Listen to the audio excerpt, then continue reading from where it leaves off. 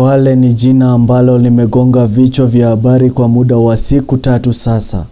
Hii imesababishwa na kupatikana kwa miili 8 ambayo ilikuwa imetupwa katika timbo hilo la taka. Kwale ni mtaa wa mabanda ambao uko katika eneo bunge la Embakasi Kusini jijini Nairobi.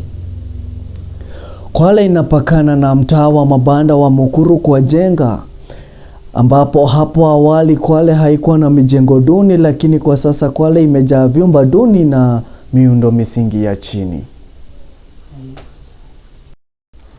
Na tunaangazia shimo la machimbo huku Mukuru Embakasi Kusini karibu na mtaa wa mabanda Mukuru kwa Jenga. Hii ni ambapo imeacha Wakenya na wakazi wa eneo lile kwa mshtuko na hasira baada ya miili ya wanawake 6 iliyokatwa kwa njia sawa. Katika mtaa wa mabanda Kware jijini Nairobi karibu na kituo cha polisi mnamo Ijumaa Julai 12 na kuzua mshtuko na hasira kwa Wakenya waliotaka uchunguzi wa haraka ufanyike. Miili yote ilikuwa imefungwa kwa karatasi nyeusi na kufichwa kwenye magunia yaliyokuwa yamefungwa kwa kamba za nailoni. Walioshuhudia walisema miili yote ilikuwa na kiwango sawa cha kuoza. Sisi tumepata habari kwamba miili iko hapa chini. Baada ya kupata habari miili iko hapa chini, tumekuja tumejionea. Asubuhi tumetoa watu 6 na saa hii saa 8 tumetoa watu 3. Watu 4. Hiyo yote inakuwa watu 10. Tumeenda kuuliza askari, nyinyi watu wa Kwale hapa police station, mko karibu hapa na sisi. Hiyo miili ilipatikana hapo ndani. Na kazi yenu kama askari, mnafanya patrol, kazi nini? Instead ya kutuchibu, wametupiga tear gas, wanatukimbiza. Sisi kama wakaji wa Kwale na Njenga, Mukuru wa Njenga, tumepata miili 9 imewekwa kwa station ya Mukuru wa Njenga 10. Kwale station. Tumepata miili imewekwa hapo. Na watu wamesema kwa wametusani pikipiki wanazika.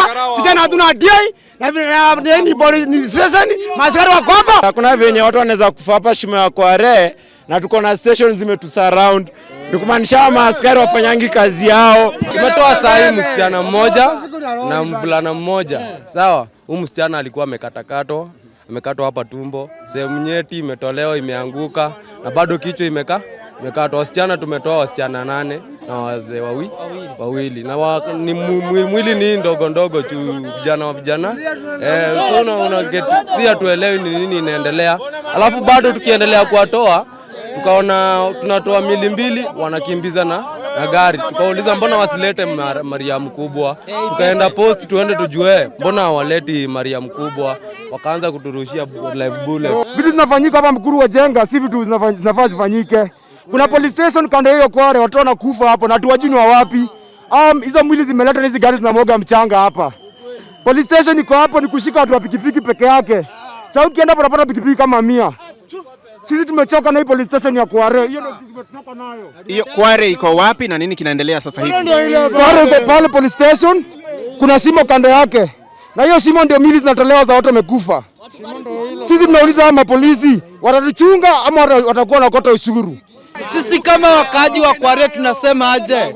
Kware yote hakuna justice Embakasi. We need justice. We as youths ni watoto wadogo wametolewa pale na ni watoto wa watu. Mbona na ni watoto hata wa shule.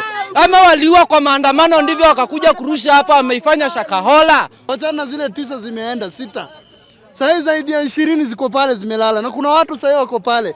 Na makarao hataki watu wengine wakoe pale. So lazima muhakikishe kama nyinyi mnafaitia raia, muende pale. Maafisa katika kituo cha polisi karibu na timbo la taka ambapo sehemu za miili iliyokatwa zilipatikana wamehamishwa. Hii ni kulingana na kaimu wa Inspector General wa polisi wa Kenya. Siku ya Jumapili, Douglas Kanja Kirocho alisema kuwa kufikia sasa miili 4 ya wanawake ilikuwa imetolewa katika eneo hilo katika mji mkuu wa Nairobi. Kufuatia hasira kali ya umma kuhusu ufichuzi huo, serikali ilianza uchunguzi mara moja kuhusu kisa hicho.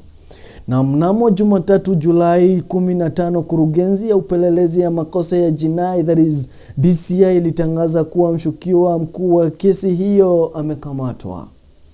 Akizungumza wakati wa kikao na wanahabari kutoka makao makuu ya shirika ya usalama barabarani Kiambu, mkuu wa DCI Mohamed alifichua kuwa maafisa wa upelelezi walimkamata Collins Jumaisa ambaye ni mshukiwa mkuu wa Kayole. Maafisa wa upelelezi walifichua kuwa Jumaisa alisimulia maafisa wa kutekeleza sheria kwa nini alijifanya muuaji wa mfululizo. Mkuu wa maafisa wa DCI katika eneo la Kwale huko Mukuru kwa Jenga, Jumamosi Julai 13 katika kituo cha haki cha jamii cha Mukuru kama ilivyofichuliwa na Amin.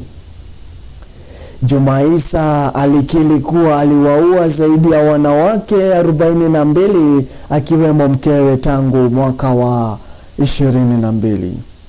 Aidha alifichua kuwa alikuwa akitupa miili hiyo kwenye jalala na alikuwa katika harakati ya kumnasa mwadhiri mwingine kabla ya kukamatwa kwake. Mshukiwa huyo alieleza kuwa alichochewa kuwa muuaji wa mfululizo baada ya kuanzisha biashara na mkewe na akaripotiwa kushindwa kuiendeleza na kusababisha kusambaratika. Aliongeza kuwa alimsaidia mke wake kuanzisha biashara nyingine ambayo iliporomoka pia. Hii kwa mujibu wa simulizi ilikuwa majani ya mwisho ambayo ilimfanya ondoke. Hali hii ilimkasirisha Jumaisa ambaye aliishia kumuua mke wake. Anaripotiwa kumuua mke wake na kumkatakata vipande kabla ya kumtupa kwenye machimbo hayo. On interrogation, the suspect confessed to have lured, killed and disposed 42 female bodies at the dumping site, all murdered between 2022 and as recent as last day, 11th of July, 2024. Unfortunately, and this is very sad, the suspect alleged that the first victim was his wife, namely Imelda Judith Khalenya, whom he struggled to death before dismembering her body and disposing it at the same site. From our interrogation, all his victims have been murdered in the same style, like we had alluded to yesterday. Our investigations are still ongoing, and the suspect's house and the dumping site will remain active crime scenes. Just like the Acting Inspector General has said, we call upon the families who reasonably believe that their loved ones may have fallen prey to these macabre murders, to these reprehensible acts of what I can only call a vampire, to report to our DCI headquarters or to any other DCI office or the nearest police station for that matter.